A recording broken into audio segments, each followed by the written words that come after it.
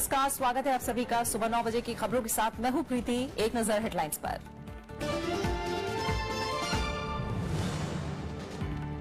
उत्तराखंड की 69 सीटों पर डाले जा रहे हैं वोट। 628 उम्मीदवार मैदान में। सुरक्षा के लिए नेपाल और दूसरे राज्यों से लगने वाली सीमा सील।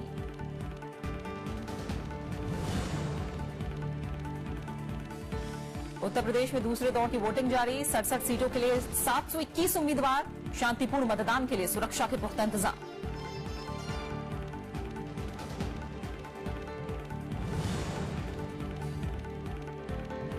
तमिलनाडु में राजनीतिक गतिरोध दूर करने के लिए राजभवन पर टिकी निगाहें। अन्ना द्रमुक विधायक दल के नेता पलनीसामी और पनीर सेल्वम को विश्वास मत के लिए न्योते का इंतजार। दीपा जयकुमार का पनीर सेल्वम को समर्थन।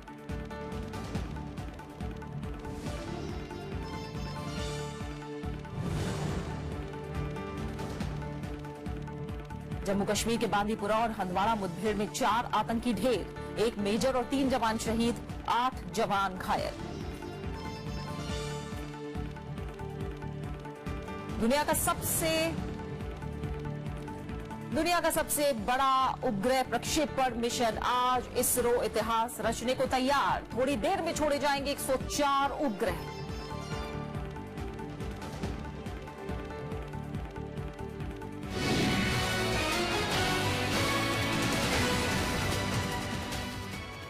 और आइए चुनाव से जुड़ी खबरों से शुरुआत करेंगे। और सबसे पहले बात उत्तराखंड की, जहां 70 में से 69 विधानसभा सीटों पर आज वोट डाले जा रहे हैं। इस बार 628 उम्मीदवार चुनाव मैदान में हैं। राज्य में कुल 75,12,559 मतदाता इन उम्मीदवारों की किस्मत का फैसला कर रहे हैं। चुनाव आयोग ने किसी भी गड़बड़ी से निपटने के लिए सुरक्षा के पुख्ता इंतजाम किए हैं। लाइसेंसी हथियारों को जमा करने की कार्रवाई के साथ शराबबंदी और पेड न्यूज पर पहले से ही नजर बनी हुई थी। इस बार के चुनाव में कुल 10,685 मतदान केंद्र बनाए गए हैं। उत्तराखंड की 69 सीटों के लिए आज वोट डाले जा रहे हैं। चुनाव आयोग ने मतदान की तैयारियां पूरी कर ली हैं। सभी इलाकों में सुरक्षा के पुख्ता इंतजाम किए गए हैं। साथ ही मतदाताओं की सुविधाओं का भी ख्याल रखा जा रहा है। 70 सीटों वाली उत्तराखंड विधानसभा में इस बार 628 उम्मीदवार चुनाव मैदान में हैं। राज्य में कुल 75,12,559 मतदाता इन उम्मीदवारों की किस्मत का फैसला करेंगे।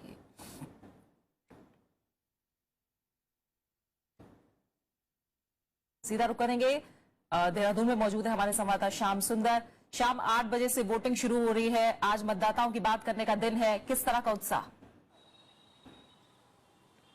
देखिए, जहां तक उत्साह का सवाल है, आज सुबह से ही हमने देखा कि मतदान केंद्रों पर सुबह से ही काफी बड़ी तादाद में यहां पर मतदाता आ रहे हैं, लाइन में लगे हुए हैं। धूप निकल चुकी है, मौसम बहुत ही खूबसूरत है देहरादून में। और यहां पर खास बात ये देखी हमने कि पुरुषों से ज्यादा महिलाएं कई मतदान केंद्रों पर वोट डालती हुई हमें मिली। और जब हम लोगों ने उनसे बात की, जहां तक चुनावी मुद्दों का सवाल है, जो जिस तरह का प्रचार रहा, उसके बाद भी लोग बहुत ही संतुलित तरीके से इन पूरे चुनाव प्रचार को देखते हैं। और उनका ये कहना है कि राज्य का विकास जो है और स्थानीय मुद्दे हैं वो ज्यादा महत्वपूर्ण है। हालांकि कुछ लोगों ने नोटबंदी की भी बात की, कुछ लोगों ने 1 रैंक 1 पेंशन की भी बात की, लेकिन ज्यादातर लोगों का ये कहना है कि 16-17 साल इस राज्य को बने हुए हो गए हैं और जो वायदे किए गए थे, खासतौर पर अगर आप राजधानी देहरादून की अगर बात करें तो यहाँ पर अभी भी सड़क, बिजली, पानी जैसे मुद्दे हैं। यहाँ पर सीवर लाइन के मुद्दे हैं, स्कूल्स के मुद्दे हैं। तो निश्चित तौर पर जो राष्ट्रीय नेता आए हैं, उन्होंने जो इश्यूज उठाए हैं वो इश्यूज भी कहीं ना कहीं काम कर रहे हैं। लेकिन मोटे तौर पर यहाँ के जो स्थानीय मुद्दे हैं वो ज्यादा महत्वपूर्ण हैं। चर्चा हुई है कि जिन आपदा प्रबंधन का में अच्छे से काम ना करने का जिन पर आरोप लगा, कांग्रेस के नेता जो मुख्यमंत्री थे विजय बहुगुणा, उस वक्त में जो मंत्री थे हरक सिंह रावत, वो आज भारतीय जनता पार्टी के टिकट पर चुनाव लड़ रहे हैं। और उसी तरह से कई भारतीय जनता पार्टी के जो नेता हैं वो कांग्रेस के टिकट पर चुनाव लड़ रहे हैं। तो जहां तक दल बदल का सवाल है, उसमें दोनों पार्टियों की स्थिति लगभग एक जैसी है। तो उस मोर्चे पर अगर देखें तो बहुत ज्यादा विकल्प मतदाताओं के सामने नहीं है। तो स्थानीय मुद्दे और राज्य का विकास जो है ये महत्वपूर्ण है। हमने देखा है चुनाव दर चुनाव मुद्दे लगभग एक जैसे रहते हैं। विकास की बाट हम जानते हैं उत्तराखंड में भी तमाम इलाके हैं जो अभी तक जो रहे हैं। और जिस तरह आप बता रहे दल बदल और बागी, ये हमने इस चुनाव में भी आखिर तक देखा, आखिर तक चलता रहा। और बागियों से निपटना भी एक बहुत बड़ी चुनौती है। किस तरह से खेल बिगाड़ सकते हैं दोनों पार्टियों का, ये भी देखना बड़ा दिलचस्प होगा। श्याम सुंदर, लगातार हम आपके पास आते रहेंगे। फिलहाल जो अपडेट आपने हम तक पहुंचाया उसके लिए आपका बहुत बहुत शुक्रिया। और उत्तराखंड में तो वोटिंग चली रही है। आज उत्तर प्रदेश में भी दूसरे दौर का चुनाव हो रहा है और मतदान सुबह 7 बजे से जारी है। दूसरे दौर में 11 जिले हैं जिनकी 67 सीटों पर आज वोट डाले जा रहे हैं। मतदान 7 बजे शुरू हुआ है जो शाम 5 बजे तक चलेगा। मतदान केंद्रों पर सुरक्षा के पुख्ता इंतजाम है। संवेदनशील इलाकों में भी सुरक्षा बेहद कड़ी कर दी गई है।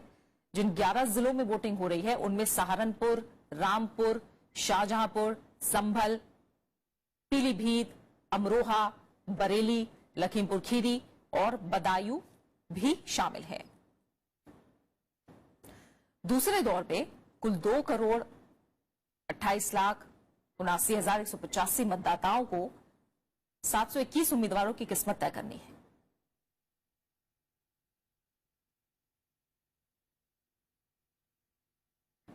इनमें 1,23,84,449 पुरुष जबकि 1,04,93,671 महिला मतदाता हैं। शांतिपूर्ण मतदान के लिए चुनाव आयोग ने सुरक्षा के पुख्ता इंतजाम किए हुए हैं और संवेदनशील क्षेत्रों में अतिरिक्त सुरक्षा बलों की तैनाती की गई है। दूसरे दौर में कुल 721 उम्मीदवार हैं।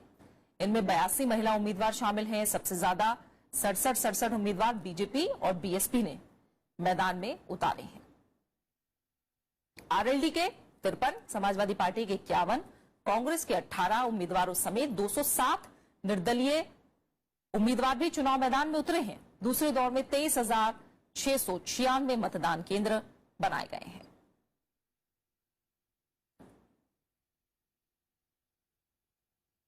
सीधा बरेली चलेंगे जहां हमारे संवाददाता अखिलेश सुमन मौजूद हैं।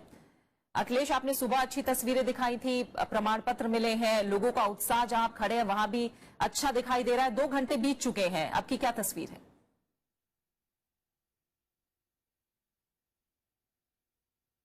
प्रीति, अब मैं आपको और ज्यादा अच्छी तस्वीर दिखा रहा हूँ। आप देखिए मेरे पीछे, उस समय तो लाइन नहीं थी लंबी, लेकिन अभी देखिए अब कतार में लोग लग गए हैं। और कतार में इस तरह से आप देखिए कि पुरुषों के कतार हैं, महिलाओं के भी कतार हैं। हालांकि महिलाओं की कतार अभी बहुत छोटी है, आपको दिखाई नहीं पड़ेगी, लेकिन पुरुष लोग बड़ी संख्या में अब मतदान केंद्रों पर आ गए हैं और वो चुनाव में बहुत ही शांतिपूर्ण ढंग से, जैसा कि आपने बताया कि सुरक्षा के पूरे इंतजाम के अलावा मुझे लगता है कि जनमानस के मन में भी एक परिवर्तन आया है। लोगों को यह लगने लगा है कि जिस तरह का चुनाव का, लोकतांत्रिक चुनाव का माहौल होता है उसमें लड़ाई झगड़े से कुछ फायदा नहीं होता, अंत में जनता की हानि होती है। इसलिए मैंने बहुत लोगों से बात की, लोगों ने कहा कि ये जो पहले झंडे, पताके, हर जगह पोस्टर लगाने वाले जो मामले होते थे उनके बंद होने के कारण भी बहुत सारे तरह के झगड़े खत्म हो गए।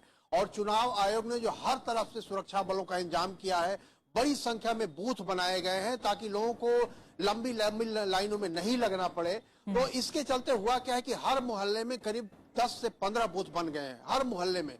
तो इसके चलते लोग आते हैं, थोड़ी देर के लिए आते हैं और उसके बाद मतदान देकर चले जाते हैं। काफी एक तरीके से कहें कि एक इंटरटेनिंग पॉलिटिकल इन्वॉल्वमेंट होता है, जिसको कहें कि लोग आते हैं, एक लोगों से मिलते जुलते भी हैं और उसके बाद मतदान करके चले जाते हैं। तो जहां तक बरेली की स्थिति है वो ऐसी ही स्थिति है, बहुत ही शांतिपूर्ण तरीके से लोग मतदान कर रहे हैं।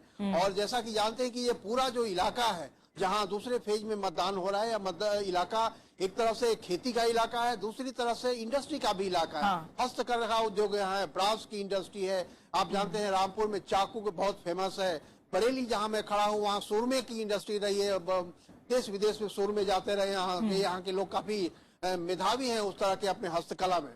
और ऐसे में जो खास तरीके के लोगों को सुरक्षा की बात होती है, लोग कहते हैं कि लॉ एंड ऑर्डर की स्थिति अच्छी होनी चाहिए, लोग यह कहते हैं कि महिलाओं की सुरक्षा होनी चाहिए, लोग यह कहते हैं कि व्यवसाय की सुरक्षा होनी चाहिए ताकि कोई ऐसा न हो कि आके छीन झपट कर ले, अनावश्यक पैसा वसूल। बिल्कुल, अब यही देखना है कि जो लोगों ने बातें कही हैं, जिन मसलों के बारे में मुखर होकर बोला है, क्या उन्हीं मसलों को ध्यान में रखकर आज वो वोटिंग के लिए बटन दबाते हैं या नहीं, देखना होगा। फिलहाल बहुत बहुत शुक्रिया अखिलेश, आप हमारे साथ जुड़े और इस तमाम जानकारी को आपने बरेली से हम तक पहुंचाया। अभी हम सीधा रुख करेंगे, अमरोहा में मौजूद हैं हमारे संवाददाता जैगम मुर्तजा। जैगम, हम आपके पीछे भी कतारें देख पा रहे हैं, किस तरह का उत्साह दिख रहा है?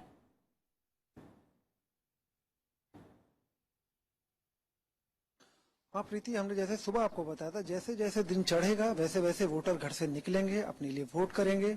और आप देख सकती हैं मेरे साथ कुछ वोटर हैं जो वोट डाल कर आए हैं। हम इनसे पूछते हैं किन मुद्दों पर इन्होंने जो है मतदान किया है, क्या यहाँ पर मुद्दे हैं। आप बताएंगे कि जब वोट डालने आए हैं तो क्या मुद्दे हैं, कि क्या आपने? हम अपने विकास के कारण का अखिलेश सरकार से जो है मतलब सड़कों के मामले में और जो विकास मतलब का किया है बिजली के मामले में और पानी के मामले में मतलब और शिक्षा के मामले में मतलब इन मुद्दों पे जो अपना वोटिंग कर रहे हैं। देखिए, तो सभी सरकारें काम करती हैं, ये अलग अलग पार्टी के अगर आप नुमाइंदगी ना करें और जनरल आम जनता की अगर बात करें, जनता के क्या मुद्दे, किन मुद्दों पे आप वोट कर रहे हैं? जी हाँ जी, हम जो है मतलब इनका विकास के मुद्दों की बात कर रहे हैं और कोई बात मतलब जनता के लिए जो है ना काफी सहूलियत दी है, जैसे सड़कें हैं, पानी है और बिजली है मतलब इनका, और शिक्षा के मामले में और मतलब इनका जो सामाजिक पेंशन है या मतलब इनका जो मतलब लोगों को सहूलियत मिल रही है। अच्छा, आप बताएंगे बेरोजगारी है यहाँ पे, इस तरह के कोई मुद्दे हैं, नोटबंदी, बेरोजगारी, मुद्दों पे आप मतदान? जी नोटबंदी के तो परेशानी पड़ी है सबको, सभी को परेशानी पड़ी नोटबंदी में, तो बहुत पीछे हो गए। लेकिन बेरोजगारी है यहाँ पे इस इलाके में। बिल्कुल जैगम, हम देख रहे हैं लोग चुना जाए, क्या काम करें? रोजगार। जैगम, फिलहाल माफ कीजिएगा, आपको रोकना चाहूंगी। तो जाहिर तौर पर विकास एक बहुत बड़ा मुद्दा लोगों के लिए है और आज जिन 11 जिलों में वोटिंग हो रही है वहां सुबह तस्वीरें अच्छी मिल रही हैं। लगातार हमारे संवाददाता दिखा रहे हैं, कतारें हैं और लोगों से बात भी की। जैगम, फिलहाल आपका बहुत बहुत शुक्रिया इस तमाम जानकारी को हम तक पहुंचाने के लिए। एक बार फिर हम उत्तराखंड का रुख करेंगे जहां 70 में से 69 सीटों पर आज वोटिंग चल रही है। नैनीताल में मौजूद है हमारे संवाददाता नविक्रम। नविक्रम, आपसे भी मतदाताओं के उत्साह के बारे में बात करना चाहेंगे, किस तरह की तस्वीरें मिल रही हैं नैनीताल से?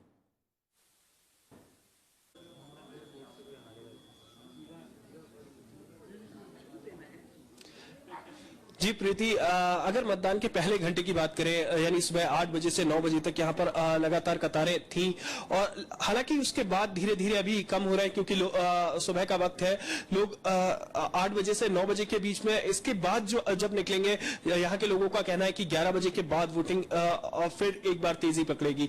तो पहले लोगों में जबरदस्त उत्साह देखने को मिल रहा है क्योंकि यहाँ पर जो चुनाव के लिए जो नए मतदाता जो जुड़े हुए हैं वो भी काफी है, काफी संख्या में पहली बार मत इस्तेमाल करने वाले लोगों ने भी यहाँ पर मतदाताओं ने अपने मत का इस्तेमाल किया, तो खासी खुशी देखने को मिल रही है। और एक तरीके से जो चुनाव आयोग की खास मुहिम थी मत प्रतिशत बढ़ाने की, वो लगभग कामयाब होती दिख रही है। जी प्रीति। बिल्कुल नविक्रम,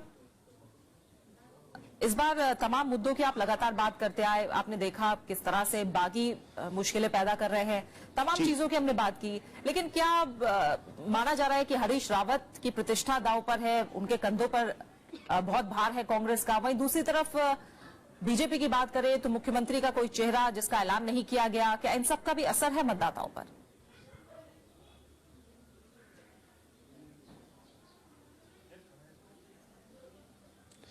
जी प्रीति, बिल्कुल इस बात का असर है क्योंकि जो मतदाता है वो पशुपेश में है कि क्योंकि बड़ी संख्या में कांग्रेस से बीजेपी की तरफ आ चुके हैं जो उम्मीदवार हैं और कांग्रेस से बीजेपी की तरफ में, मतलब दोनों तरफ जो उम्मीदवारों की अदला बदली जो 5 साल से कयास लगा रहे थे टिकट का, अगर उन्हें कांग्रेस ने टिकट नहीं दी है तो बीजेपी के पाले में गए हैं। ऐसे में जो कार्यकर्ता है उसके साथ साथ मतदाता भी परेशान है कि आखिर जो पहले हमसे 5 साल पहले लगातार वोट मांगते थे बीजेपी के लिए, वो आज कांग्रेस के लिए वोट मांग रहे हैं। हरीश रावत के लिए खास तौर पर ये चुनाव बहुत ही अहम है क्योंकि उनकी पूरी प्रतिष्ठा दांव पर लगी है। उन्होंने जिस तरीके से टिकट बंटवारे में भी आला कमान में हरीश रावत की बात मानी गई और इसके अलावा हरीश रावत एकमात्र नेता के तौर पर उभरे हैं जहां बीजेपी में कई चेहरे दिखाई देते हैं। यहाँ के जो पोस्टर वॉर है उसमें भी बीजेपी के पास 9 चेहरे हैं, लेकिन यहाँ पर भी कांग्रेस के पास एकमात्र चेहरा हरीश रावत है। तो ऐसे में ये बड़ा दिलचस्प मुकाबला होने की उम्मीद है। बिल्कुल, बहुत बहुत शुक्रिया आपका नविक्रम इस तमाम जानकारी को फिलहाल हम तक पहुंचाने के लिए। और आइए जोशीमठ का रुख करते हैं, संवाददाता प्रणव गोस्वामी वहां से हमारे साथ जुड़े हुए हैं। प्रणव, 8 बजे से वोटिंग शुरू हो गई है, 1 घंटा है और आप जोशीमठ में है, पहाड़ी इलाका है, यहाँ किस तरह के इंतजाम है और किस तरह का उत्साह? देखिए 8 बजे के बाद से ही लोग अपने घरों से निकलकर जो पोलिंग स्टेशन वहां पहुंचना शुरू हो गए, लोगों की कतारें लगनी शुरू हो गई है और एक अच्छा खासा उत्साह जो वोटर्स है उनमें दिखाई दे रहा है। सुबह से ही पहाड़ी इलाका है और जैसा कि हम सब जानते हैं कि उत्तराखंड में हमेशा से ही विकास को लेकर जो बातें की जाती रही है, वो जो समतल इलाके हैं और पहाड़ी इलाके उनके बीच में जो असमान विकास है, इसका मुद्दा हमेशा महत्वपूर्ण रहता है। और इस बार जो वोटर्स है उनके लिए भी ये मुद्दा महत्वपूर्ण है। और जो वोटर्स से हमारी बात हो रही है वो यही कह रहे हैं कि जो भी विकास है वो उत्तराखंड में जो देहरादून है या फिर जो हरिद्वार है या वो जो इलाके हैं वहां ज्यादा हुआ है, जबकि पहाड़ी इलाकों के जो 10 जिले हैं वो अछूता रहा है विकास से। और ये महत्वपूर्ण मुद्दा है। अस्पताल हो, सड़कें हो, शिक्षा हो, उसके लिए उन्हें काफी, या रोजगार हो, उनके लिए काफी लंबा सफर तय करना पड़ता है समतल जिलों तक पहुंचने के लिए। तो ये मुद्दे बहुत महत्वपूर्ण है। और साथ ही साथ जैसा आपको पता है 2013 में जिस तरह से एक प्राकृतिक आपदा आई थी, उसकी वजह से जो टूरिज्म को नुकसान हुआ था, जो यहाँ की आर्थिक जो रीढ़ है, आर्थिक व्यवस्था की रीढ़ है इस राज्य की, उसको अभी तक भी 4 साल बाद भी वो जो सामान्य स्थिति है वो नहीं आ पाई है। और इससे जो बड़ा नुकसान हुआ था उसके वजह पुनर्वास जैसी जो मुद्दे हैं वो भी महत्वपूर्ण है। तो ये जो पूरा इलाका है बद्रीनाथ, केदारनाथ और जो चमोली जिला है, रुद्रप्रयाग जिले हैं, यहाँ पर ये सारे मुद्दे महत्वपूर्ण है। पलायन का मुद्दा महत्वपूर्ण है और इन्हीं को ध्यान में रखकर वोटर्स अपने घर से बाहर निकल रहे हैं और ये सारी उम्मीदें उन्हें अपने आने वाली सरकार से जरूर है। बिल्कुल। पहाड़ी इलाकों के मसले हम माने तो एक तरह से चुनाव दर चुनाव एक जैसे ही बने हुए हैं। प्रणव, जैसा आपने तमाम लोगों से बात की होगी, आप कह रहे हैं ये मुद्दे जरूर हैं, लेकिन क्या उन्हें लग रहा है इस बार चुनाव में उठ पाए हैं, उनके मुद्दे उतनी तरजीह मिली है उन्हें? देखिए, ये अपने आप में बहुत विडंबना है क्योंकि हमने पूरे चुनाव प्रचार के दौरान भी देखा, 1 महीने के चुनाव प्रचार में ये मुद्दे हाशिए पर थे, कहीं इनका कोई जिक्र नहीं था। और जबकि दूसरे मुद्दे जो राजनीतिक मुद्दे हैं वो ज्यादा हावी थे। कौन किसने किस दल बदल कर दूसरे दल में शामिल हुआ, किसने किसको धोखा दिया, किसने किसके ये कहा जाए जो रेबल होकर चुनाव में खड़े हुए, और किस तरह से भ्रष्टाचार जैसे जो मुद्दे हैं उस पर एक दूसरे पर आरोप प्रत्यारोप लगाना दोनों ही प्रमुख दलों की तरफ से, चाहे बीजेपी हो कांग्रेस हो, इन सारे मुद्दों की गूंज सुनाई दी, लेकिन जो असल मुद्दे थे वो कहीं सुनाई नहीं दिए। तो ये अपने आप में एक ये कहा जाए कि एक बहुत ही विडंबना की स्थिति है जो इस बार भी देखने को मिली। और इसमें कहीं ना कहीं वोटर्स को ऐसा लगता है कि उनकी आवाज कहीं दब गई है। लेकिन यही एक मौका है कि जब जो वोटर्स है वो घर से बाहर निकलकर अपना वोट के हक का इस्तेमाल कर रहे हैं और उनके सामने भी अपने नेताओं को ये एक तरह से कहने का एक मौका है कि उनके मुद्दों को भी सुना जाए और उनके मुद्दों का भी हल किया जाए। बिल्कुल, बहुत बहुत शुक्रिया प्रणव, इस तमाम जानकारी को आपने जोशीमठ से हम तक पहुंचाया। फिलहाल आपका बहुत बहुत शुक्रिया। तो ये तमाम चुनाव से जुड़ी तस्वीरें, चुनाव से जुड़ी जानकारी फिलहाल आप तक पहुंची है। अब हम कुछ और अहम खबरों का रुख करेंगे। आय से अधिक संपत्ति के मामले में दोषी पाए जाने के बाद कल रात एआईएडीएम के महासचिव शशिकला पोस्ट गार्डन में कार्यकर्ताओं से मिलने पहुंची। उन्होंने इसे मुश्किल घड़ी बताया और विधायकों की ओर से मिले समर्थन के लिए शुक्रिया अदा किया। शशिकला ने कहा कि कोई भी ताकत उन्हें पार्टी से अलग नहीं कर सकती। उन्होंने कार्यकर्ताओं से लोगों के कल्याण के लिए काम करने की अपील की। शशिकला ने अपने खेमे की सरकार बनने की भी उम्मीद जताई। इस बीच जयललिता की भतीजी दीपा जयकुमार कार्यकारी मुख्यमंत्री पनीरसेल्वम के पूरी तरह से समर्थन में आ गई हैं। वो पनीरसेल्वम के साथ कल जयललिता की समाधि पर भी गईं। और आय से अधिक संपत्ति मामले में दोषी पाए जाने के बाद शशिकला अब 10 साल तक चुनाव नहीं लड़ पाएंगी। कोर्ट ने उन्हें सरेंडर करने के लिए कहा है। राजनीतिक दलों ने फैसले का स्वागत करते हुए राज्यपाल से तमिलनाडु मसले का जल्द हल निकालने की अपील की है। प्रदेश में राजनीतिक अस्थिरता दूर करने को लेकर अब सबकी निगाहें राजभवन पर टिकी हैं। तमिलनाडु के मुख्यमंत्री बनने का वीके शशिकला का सपना टूट गया है। सुप्रीम कोर्ट ने आय से ज्यादा संपत्ति मामले में उन्हें दोषी पाया है। कर्नाटक हाईकोर्ट का आदेश रद्द करते हुए सुप्रीम कोर्ट ने निचली अदालत का फैसला बहाल कर दिया है। सुप्रीम कोर्ट ने शशिकला को 4 साल की सजा पूरा करने को कहा है। शशिकला 6 महीने की सजा काट चुकी हैं। उन पर 10 करोड़ का जुर्माना भी लगाया गया है। इसमें सिर्फ रिव्यू के लिए मांग सकते हैं, वो तो इसी जज के पास जाएंगे। इस जजमेंट के बाद बेफजूल है और यदि इस जज के सामने दोबारा नहीं जाओगे तो फिर क्यूरेटिव 5 जज के सामने भी नहीं जा सकते हो। वो सब एक औपचारिकता है मुझे नहीं लगता कि 4 साल से की सजा से बच सकते हैं। इस मामले में जयललिता मुख्य आरोपी थी। निधन के बाद जयललिता के खिलाफ कार्रवाई खत्म हो गई है। शशिकला के 2 रिश्तेदारों वीएन सुधाकरन और येल्वरासी को भी 4 साल की सजा और 10 करोड़ का जुर्माना भरना होगा। See, already now, you know very well, case is there, we are going to appeal for that. There is appeal, definitely review petition will be there. We are going for appeal. विपक्षी दलों ने फैसले का स्वागत किया है और राज्यपाल से स्थिर सरकार के लिए कदम उठाने की अपील की है। குறிப்பாக 21 ஆண்டுகளுக்கு பிறகு நீதி நிலைநாட்டப்பட்டிருக்கு. குறிப்பா நீதிபதி குன்கா அவர்கள் தந்த தீர்ப்பு. The center has no role to play. Governor will take a decision based on the situation there, and we don't want BJP has no interest to interfere, and we have no stakes also. Governor जिनकी भूमिका संदेह के घेरे में रही है, उनको फौरन विधानसभा का सत्र बुलाना चाहिए और AIADMK के सब पक्षों को अपनी अपना बहुमत साबित करने की अनुमति देनी चाहिए। Political uncertainty currently prevailing in Tamil Nadu must end. Immediately, those who can prove the majority on the floor of the House and the Assembly must be called to form the government. ये मामला 19 साल पुराना है। आरोप था कि साल 1991 से 1996 के बीच मुख्यमंत्री रहते हुए जयललिता ने 66 करोड़ रुपए से ज्यादा की बेहिसाब संपत्ति अर्जित की। इसमें शशिकला और बाकी दोषियों ने उनकी मदद की थी। जानकारों का मानना है कि आने वाले वक्त में ये फैसला भ्रष्टाचार से लड़ने के लिए एक नजीर साबित होगा और साथ ही साथ राजनीतिक दलों और राजनेताओं के हाथ में एक औजार के रूप में इसको देखा जा सकेगा। दिल्ली से कैमरामैन अश्विनी के साथ रविंद्र सिंह शोरान, राज्यसभा टीवी। जम्मू कश्मीर में कल 2 अलग अलग मुठभेड़ में 4 आतंकवादी मारे गए हैं। यह मुठभेड़ बांदीपुरा और हंदवाड़ा में हुई। हंदवाड़ा में 3 आतंकी जबकि बांदीपुरा में 1 आतंकी मारा गया। इस दौरान मेजर एस दहिया और 3 जवान भी शहीद हो गए। खुफिया जानकारी के बाद मंगलवार तड़के हाजुन इलाके में अभियान शुरू किया गया था। मुठभेड़ में एक नागरिक समेत 8 जवान घायल हो गए हैं। इससे पहले रविवार को कुलगांव में हुई मुठभेड़ में सेना ने हिजबुल मुजाहिदीन के 4 आतंकवादियों को मार गिराया था। इस मुठभेड़ में 1 नागरिक समेत सेना के 2 जवान शहीद हुए थे।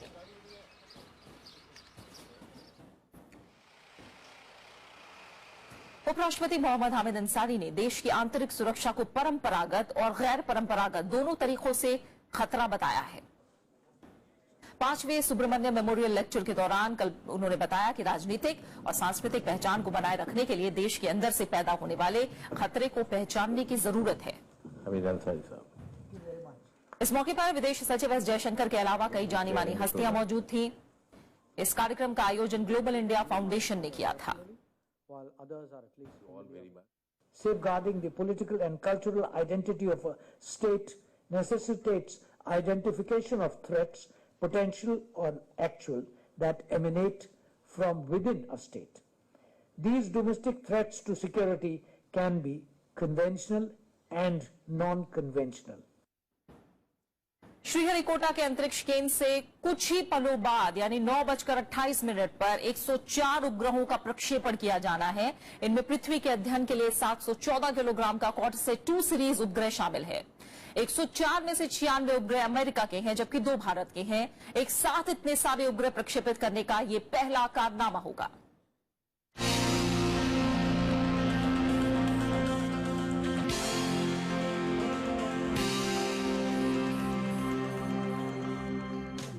अंतरिक्ष में इसरो की नई उड़ान पर दुनिया भर की नजरें हैं। इस प्रक्षेपण के तहत अंतरिक्ष में 2 या 3 नहीं बल्कि पूरे 104 उपग्रह एक ही अभियान के तहत प्रक्षेपित किए जाने हैं। Really significant regulatory day for Indian aerospace, Indian space research. It's not every day that you have 104 satellites going every time. ऐसा पहली बार है जब 100 से ज्यादा उपग्रहों को एक साथ प्रक्षेपित किया जा रहा है। मिशन का मुख्य उपग्रह 714 किलोग्राम वजन वाला कार्टोसैट 2 सीरीज उपग्रह है, जो इसी सीरीज के पहले प्रक्षेपित दूसरे उपग्रहों के समान है। इसके अलावा इसरो के 2 और 101 विदेशी नैनो उपग्रहों का भी प्रक्षेपण किया जाना है, जिनका कुल वजन 664 किलोग्राम है। विदेशी उपग्रहों में अमेरिका के 96 उपग्रहों के अलावा इजराइल, कजाकिस्तान, नीदरलैंड, स्विट्जरलैंड और संयुक्त अरब अमीरात के एक उपग्रह शामिल हैं। कार्टोसैट 2 सीरीज के उपग्रह में निगरानी के लिए अति आधुनिक और उच्च शक्ति का कैमरा लगा होगा। इस मिशन के जरिए भारत प्रक्षेपण के सभी रिकॉर्ड तोड़ देगा। एक ही अंतरिक्ष मिशन से सबसे ज्यादा सैटेलाइट लॉन्च करने का रिकॉर्ड रूस के नाम है। 2014 में रूस ने 37 सैटेलाइट लॉन्च किए थे। वहीं 2013 में अमेरिकी अंतरिक्ष एजेंसी नासा ने एक साथ 29 उपग्रह लॉन्च किए थे। इसरो रिकॉर्ड 104 उपग्रहों को प्रक्षेपित करने वाला है। श्रीहरिकोटा में इस समय एक पर्व का माहौल है। बड़ी संख्या में लोग सतीश धवन स्पेस सेंटर के बाहर एकत्रित हुए हैं इस ऐतिहासिक क्षण की साक्षी बनने के लिए। अगर ये प्रयास सफल होता है तो इसरो के गौरवपूर्ण इतिहास में आज एक और अध्याय जुड़ जाएगा। श्रीहरिकोटा से कैमरा पर्सन सुधांशु के साथ कृति मिश्रा, राज्यसभा टीवी।